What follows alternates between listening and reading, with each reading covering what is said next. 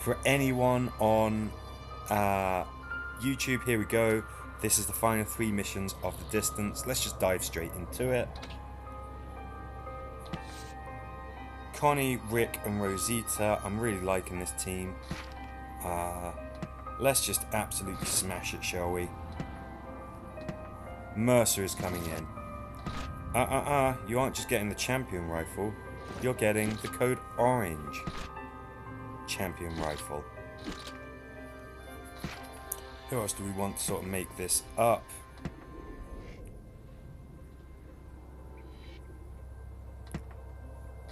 Come on, Yumiko. In you come. I think she looks absolutely fantastic. With the Saviour's handgun. Love that lawyer gear as well. We cool? I think that's what we want. I was just heartbroken when they killed Rosita at the absolute end. Yes, so was I. I mean, I get why they did it. Everybody had been through an awful lot, but I understand the principle of having, you know, a big cost, basically. They were going to have a happy ending, and I think that all of the characters deserved it. But I think there's always got to be a cost. There's always got to be a big cost if that's going to happen, and I can completely understand why they wanted to kill off not some of those secondary characters that they offed, because they got rid of Ben Fogel's character, didn't they? The guy from Fantastic Beasts, and it was just like, well, okay, but it's not like he's a, you know, he's not like a major character or anything. I think Rosita made a big sacrifice, and I kind of like that it was one of those situations where they might just have cut away from her being surrounded, and then she just suddenly escapes and everything's fine. And you know, I like that she was just like, no, she was surrounded by walkers, of course she got bit, of course she didn't get out of that scot-free. And I thought the performance was absolutely amazing as well. Yeah, it let us really see what that actor could do, as well as Eugene as well. He had a fantastic moment, and Judith as well, the really young girl who plays Judith. At one point during the dinner, she figures it out. She just sort of shares a look with Rosita, and you're like, that's a scene with no dialogue. It's just being told through the actor's performances. One of those actors is like 8 years old or something, and they nailed it. And you're like, that's very impressive.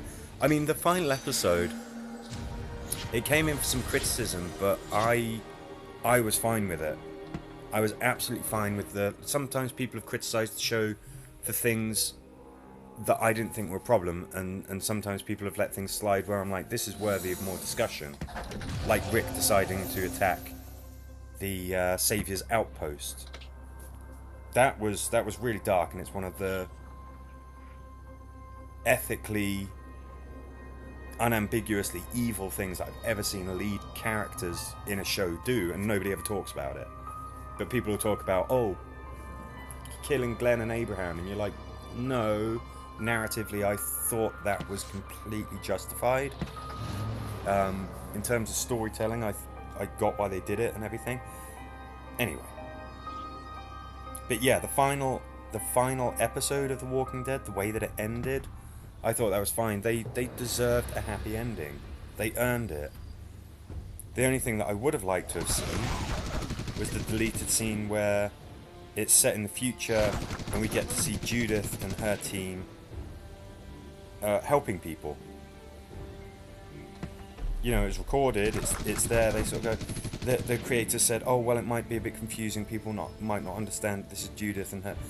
No, I think that is the best way to have ended it, to show that the legacy of our heroes, their way of doing things, has succeeded, you know, for the next generation. I would have thought that was perfect. I would have got it.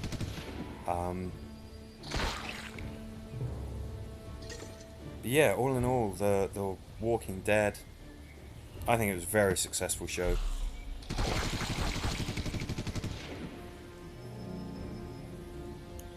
There were times when it was more engaging than others, but I mean, for the most part, it was a very successful, very very good show. I loved watching it. Still love this game as well.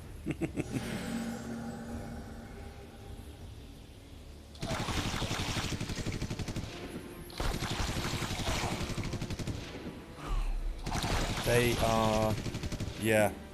I mean, I'm really keen to see Dead City and Daryl Dixon. I've seen the pilot episode of both, and it's pretty good, but it seems very difficult to get hold of it. Tales of the Walking Dead as well. Want to see that. I wonder if we'll get any content for this game from Tales of the Walking Dead. Could happen. Okay, so this set of missions seems to be a bit of a showcase for Connie, because we are seeing how, again, as explained before, even though she is technically not helping because she is occupied opening that door, she's still imparting her leadership trait to Mercer and Yumiko. No, I want you to stay cuddled up close to everybody. Getting loads and loads of kills here, and again, we've got the old double XP going on, so getting plenty out of this mission, that's for sure. Look at that, just how effective is the Commonwealth Rifle. Sorry, not Commonwealth Rifle, the Code Orange flipping Champion Rifle. I think of it as the Commonwealth Rifle, it's not, but... Okay. Well... Mercer, do you want to kill? Do you want to get a charge point? You do. Good. Excellent.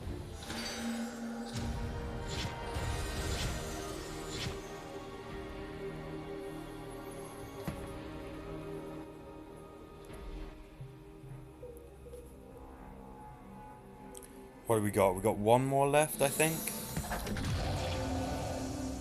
Cool. Yeah, one more left. One foot in front of the other. Don't attract attention. Huh. I make no promises. Looks like we've got some Humies to deal with. So far it's been a breeze, but this is the very last mission, and we never like to get cocky, kid.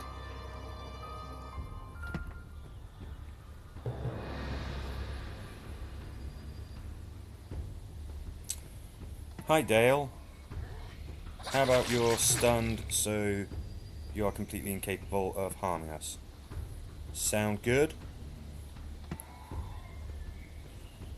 Now I'm wondering if we've got somebody behind that patch there.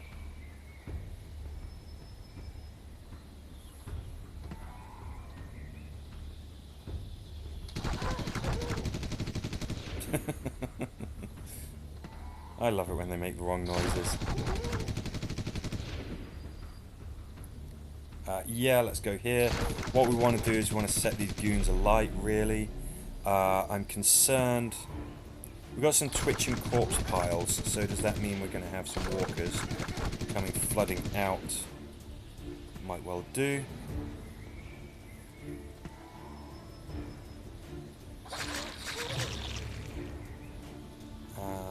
Let's get you again. Yeah, there we go. We heard that walker sound. We now got walkers to worry about now.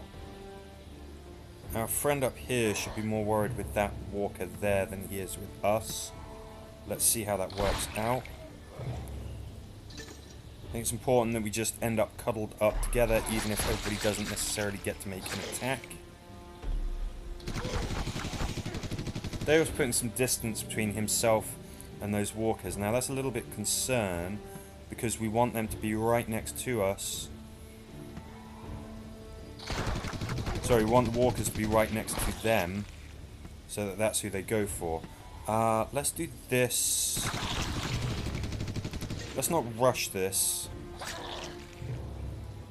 Ramon, sir, you are quite a nuisance being there.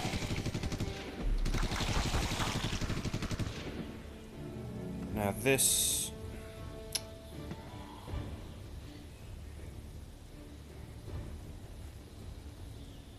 yeah, may as well use the old charge point. Oops, I meant to use... okay, you meant to use my charge attack there, that's okay. Let's stay out of sight of that human who's up there. Okay, looks like he is now a Chewtoy. 10 turns, oh my gosh. Okay, I think we can do this.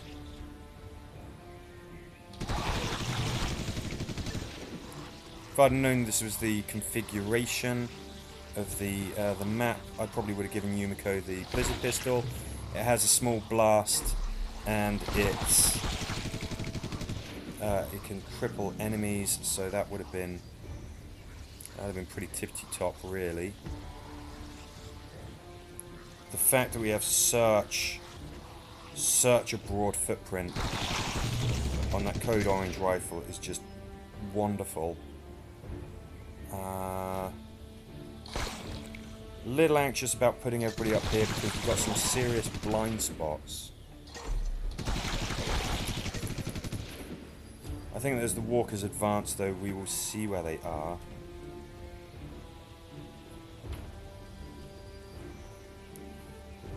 Just let's use charge attacks every single turn. There might well be walkers that we can't even see that we're hitting with that indirect fire. Okay, I'm kind of concerned because technically Yumiko is within range of this chap here. Oh, unless we do this. Okay, that works. That works very well. He should burn. Didn't burn. Okay, I still want to get out of here with everybody intact. If we manage to get Yumiko hurt, that's a very bad thing.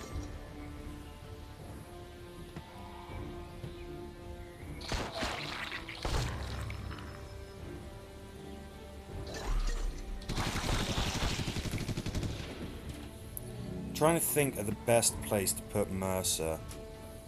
Tempted to sort of put him there, maybe.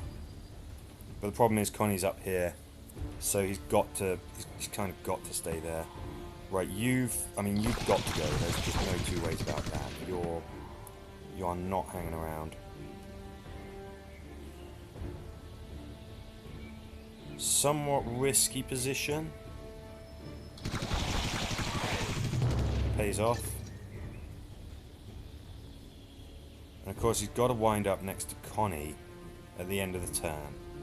So again, there's that slight drawback that we were talking about. You've got to be cuddled up next to Connie to get the benefit from her. Okay, now you're not always guaranteed to be charged at the end of the turn. It's likely to happen. That's not a guarantee.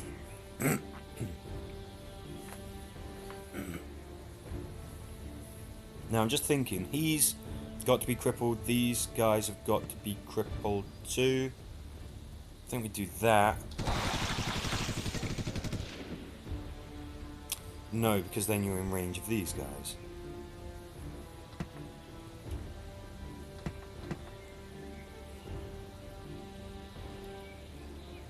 Just do that.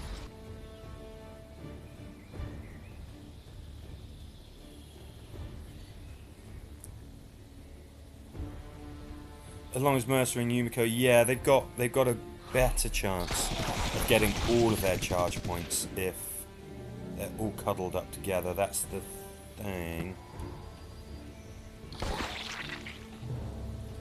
Yeah, everyone gets the trait if she's leader. That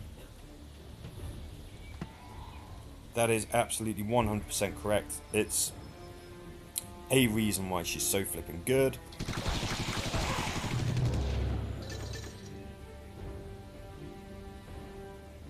And we are going to put that into action because I've got to kind of got to get Yumiko out of there. Of course, what we've always got to remember is that you can get charge points by killing things as well. It's always a top flipping tip that it can be easy to forget. Okay, so we've got a lot of targets there. The fact that it's a stun attack. Let's see, does it get him as well? No, it doesn't.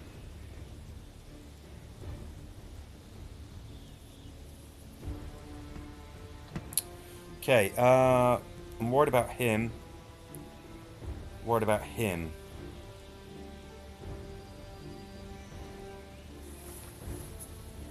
And I don't know what to do.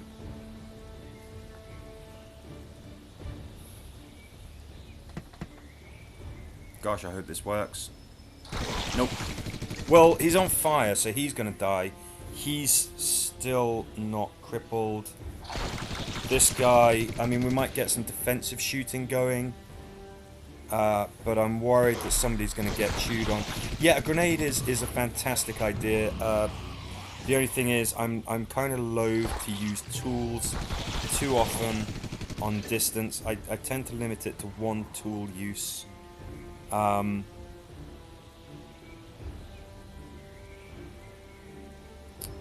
my god, those walkers, these walkers here, just a flipping nightmare to get. Right, can we do that? Can we do that? And can we do that?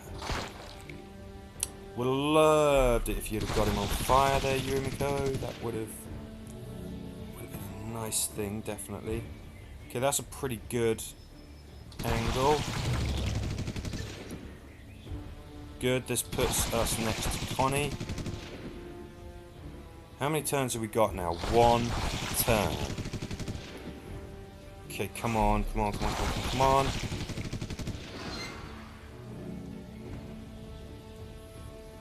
No need to worry about charge points. Let's just give him some good news.